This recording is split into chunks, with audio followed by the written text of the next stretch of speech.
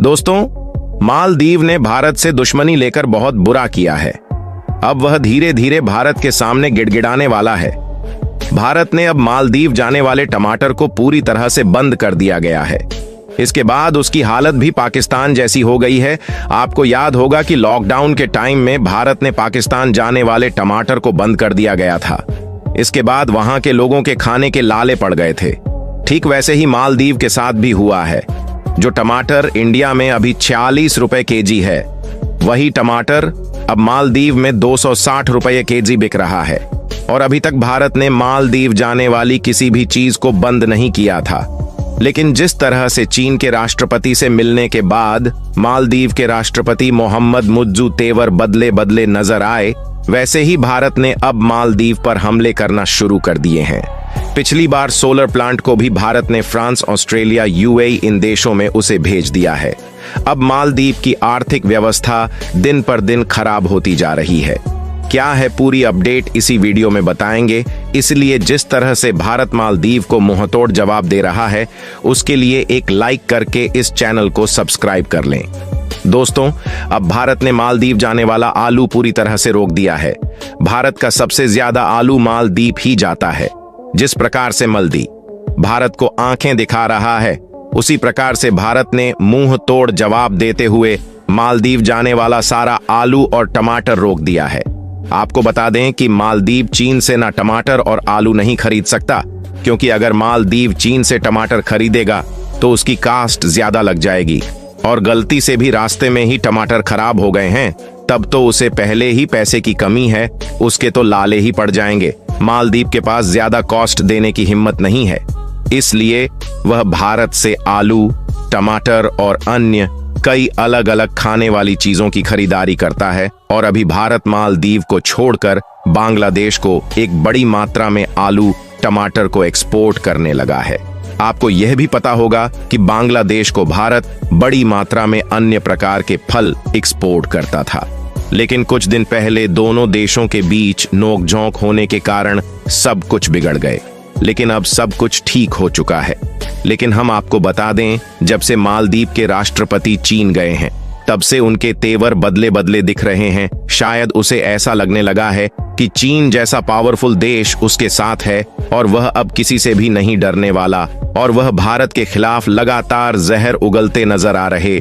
लेकिन भारत किसी के भरोसे नहीं कूदता है, बल्कि अपने दम पर ही सभी देशों से आंखों से आंख मिलाता है। और आप धीरे धीरे मालदीव को यह अंदाजा लगने लगा है कि अब भारत ने उसका साथ देना पूरी तरह से छोड़ दिया है। और इसीलिए ही भारत ने मालदीव में कुछ प्रोजेक्ट को शिफ्ट करने के बजाय अन्य देशों में उन प्रोजेक्ट को शिफ्ट कर दिया है, जिससे मालदीव को तो बहुत बड़ा झटका लगे हैं।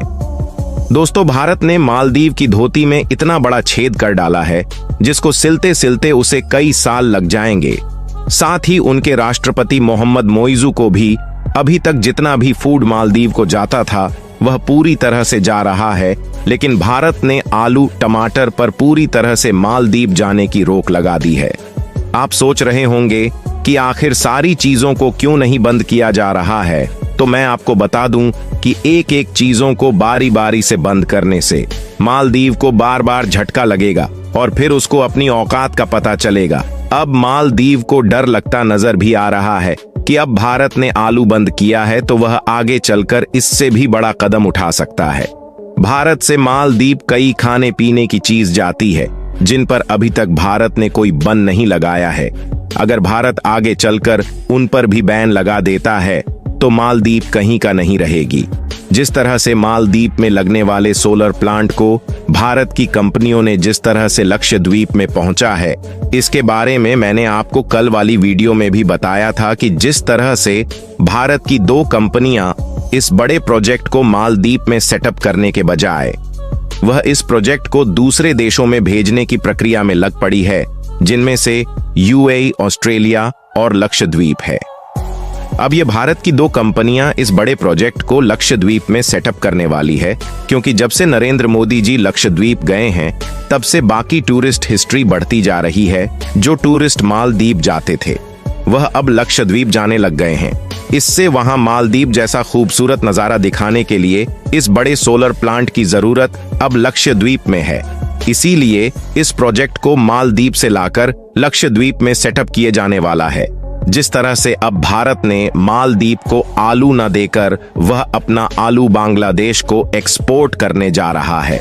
वैसे तो भारत कई अन्य देशों को भी आलू का एक्सपोर्ट करता है, लेकिन अभी हम बात कर रहे हैं मालदीव और बांग्लादेश की। भारत ने अभी चीन का भी रिकॉर्ड तोड़ दिया है, वह हम आपको आगे बताएंगे। लेकिन उससे पहले आपको बताने कि भारत अरब देशों को काफी बड़ी मात्रा में फ्रूट एक्सपोर्ट करता है और हाल ही में भारत ने अरब देशों से फ्री ट्रेड साइन भी कर लिया है।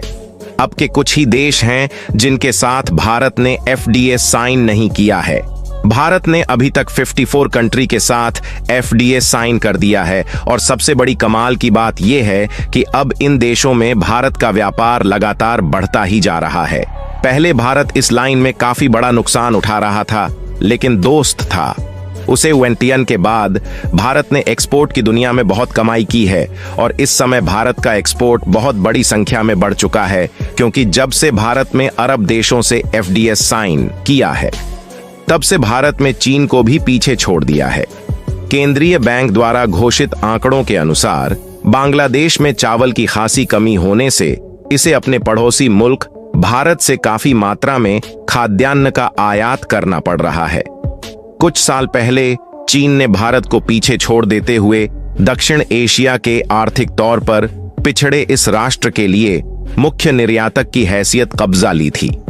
पिछले साल भी यही स्थिति बनी रही, पर बीते जुलाई से इस साल मार्च के दौरान भारत ने चीन की तुलना में बांग्लादेश को ज्यादा सामानों का निर्यात करने में सफलता हासिल कर ली है। इस दौरान भारत ने बांग्लादेश को जहां 2.45 अरब डॉलर के उत्पादों का निर्यात किया, वहीं चीन केवल 2.19 अरब डॉलर का ही निर्यात कर पाया। आंख दाढ़ों के मुताबिक जुलाई से मार्च के बीच बांग्लादेश ने भारत से 77 करोड़ रिच डॉलर के चावल के आयात की है, जबकि पूरे वित्त वर्ष 2006-07 में भारत इसे केवल 17 करोड़ डॉलर के चावल का निर्यात कर पाया था। पिछले साल नवंबर में सबसे भीषण चक्रवात और बाहर ने लगभग 20 लाख टन चावल बर्बाद कर दिया। मालदीव कई लोगों का ड्रीम डेस्टिनेशन बन गया है। यहाँ दुनिया भर से लोग हनीमून, बीच हॉलीडे या बस आराम करने के लिए द्वीप राष्ट्र आते हैं। लेकिन जब से लोग ने लक्षद्वीप जैसी खूबसूरत जगह के बारे में सुना है, तब से मालदीव का नाम रतन भी बंद कर दिया। क्या है मालदीव पिछले साल तक कई लोगों के लिए ड्रीम डेस्टिनेशन था, लेकिन जब से मालदीव की तरफ से विवादित बयान सुनने को मिले हैं, तब से लोगों ने मालदीव छोड़ भारत की खूबसूरत जगह लक्षद्वीप जाने का फैसला लिया है। खैर, लक्षद्वीप तो अब लोगों की पसंदीदा जगह बन चुकी है, लेकिन आज हम आपको बताते हैं आखिर मालदीव इतना महंगा कैसे है, यहाँ घूमने का कितना खर्चा आता है, वीजा कैसे लेना पड़ डरता है आदि बता दें। हनीमून कपल के लिए तो यह ड्रीम डेस्टिनेशन है, तो चलिए फिर आपको यहाँ की भी कुछ जरूरी जानकारी देते हैं। मालदीव जाने के लिए भारतीयों को वीजा के लिए पहले से अप्लाई करने की जरूरत नहीं है। दरअसल सभी राष्ट्रीय नेताओं के यात्रियों को आगमन पर 30 दिन का वीजा अधिकतम 90 दिनों तक मुफ्त मिल सकता है। आपको केवल एक वैलिड पासपोर्ट, एक वैलिड टिकट, मालदीव में किसी होटल रिसोर्ट में रुकने का प्रूफ, मालदीव में रहने के दौरान किए गए खर्चों को कवर करने वाले एक्सपेंस का प्रूफ देना होगा। इसमें तो संदेह ही नहीं है कि मालदीव लग्जरी डेस्टिनेशन है, लेकिन इसका मतलब ये नहीं है कि आपका बजट में यहां घूमने या रहने के लिए कुछ नहीं मिलेगा। यहां लोगों के लिए कुछ ना कुछ जरूर है। लग्जरी ट्रिप पर जाने वालों के लिए यहां प्राइवेट आइलैंड है, इंटरनेशनल रिसोर्ट और होटल मौजूद हैं। इन लग्जरी जगह पर प्रतिरात के कमरे का शुल्क RS-2000 और RS-1 लाख या उससे ज्यादा के भी यहां मौजूद है। लेकिन जो लोग यहां बजट में ट्रिप करने आए हैं, उन्हें राजधानी हिमालय में कई होम स्टे और बजट होटल मिल सकते हैं। शहर के करीब छोटे द्वीप हैं जहां एक रिसोर्ट में 3 पीस RS-100 में एक कमरा मिल सकता है। आप दोस्तों, आपको डिसाइड करना है, क्या आप मालदीव जाना चाहेंगे या फिर लक्षद्वीप? कमेंट में नीचे जरूर बताएं।